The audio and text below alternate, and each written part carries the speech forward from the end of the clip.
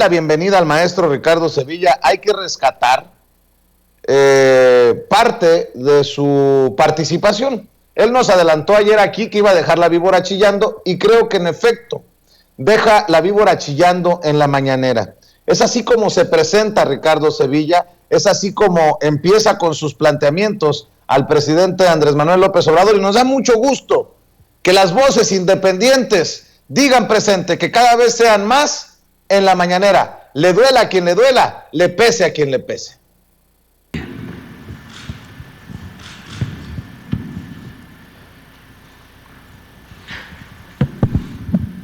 Buenos días, señor presidente. Muchas gracias, Ricardo Sevilla, de Regeneración MX. No me gusta el equilibrismo verbal, señor presidente, y por eso voy a hacer una pequeña introducción sobre los dos planteamientos que quiero plantearle.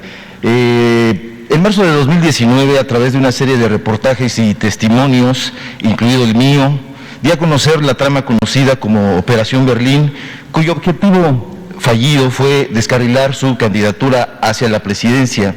Entiendo que conoce usted los pormenores, presidente, de esa maquinación fallida, porque parte de la historia usted la ha recogido en su libro más reciente. Recuerdo que el lunes 18 de marzo de 2019, mientras ofrecía yo mi testimonio frente a los micrófonos de Aristegui Noticias, Enrique Krause, el líder intelectual de Operación Berlín, con la voz quebrada, fue entrevistado por Ciro Gómez Leiva. Minutos después, un periodista independiente le preguntó a usted aquí, en este mismo recinto, qué opinión le merecía Krause. Usted respondió que lo respetaba. Los datos duros que aporté, facturas, testimonios, fotografías, videos, conversaciones y correos electrónicos, me parecieron pruebas de lo contrario. Krause, por cierto, reconoció ante Ciro Gómez Leiva que en efecto el equipo de Berlín existía, pero no era de él, dijo, sino uno de sus subalternos. La respuesta concitó memes, cartones, muchos al respecto. Los de Helguera, los mejores. Su respuesta, señor presidente, fue, me parece, la de un hombre sensato, la de un demócrata, la de un conciliador, la de un auténtico jefe de Estado. Pero no podemos decir lo mismo sobre la respuesta de Krause, quien al ver descubierto sus ardides golpistas, lejos de ofrecer disculpas y enmendar el camino, redobló sus ataques contra usted, contra el gobierno, contra su familia y peor aún, contra el pueblo bueno, le dicen burlonamente al grueso de la población mexicana.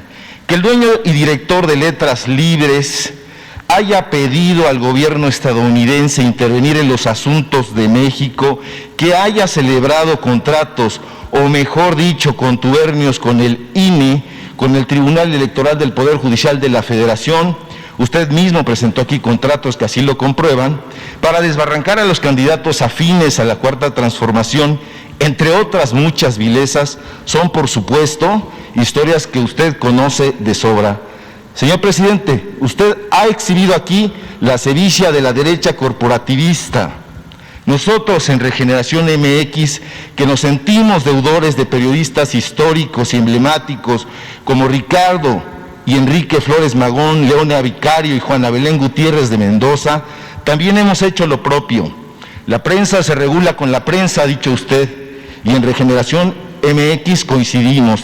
Desde hace tiempo hemos presentado reportajes de investigación donde continuamos dando a conocer la corrupción que se anida en el corazón del neoliberalismo. El financiamiento millonario de mexicanos contra la corrupción y la impunidad que recibió de parte de la USAID los más de 160 millones de pesos que el PRIAN dio a Gael García Bernal y Diego Luna.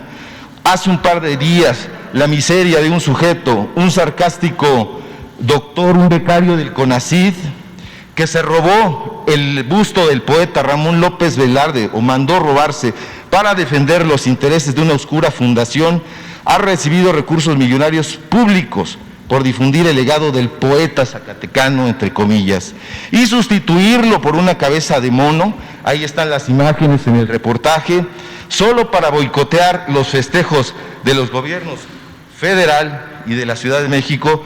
Son tan solo algunos de los muchos reportajes que hemos dado a conocer. Mi primera pregunta, sin ir más lejos, ¿por qué personajes como Amparo Casar, Ricardo Rafael, Leonardo Curcio, Sergio Aguayo, así como tantos otros enemigos y calumniadores de este gobierno, reacios a la transformación y varios de ellos aliados estratégicos de Claudio X González, siguen enquistados, por ejemplo, en el Canal 11?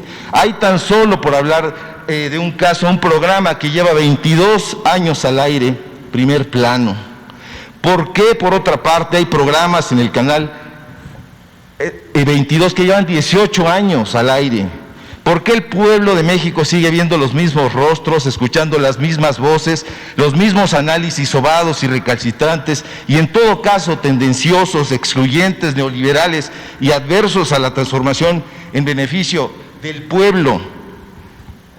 ¿Por qué, señor presidente, si estos señores, estas señoras ya tienen el apoyo de los fideicomisos, por qué si tienen ya el sueldo, hasta las nubes, por cierto, de los medios de comunicación, estos que usted ha exhibido, continúan en los espacios que podrían estar siendo ocupados por esa nueva generación de autores, de escritores que usted mismo ha reconocido aquí, Beatriz Aldaco y otras voces?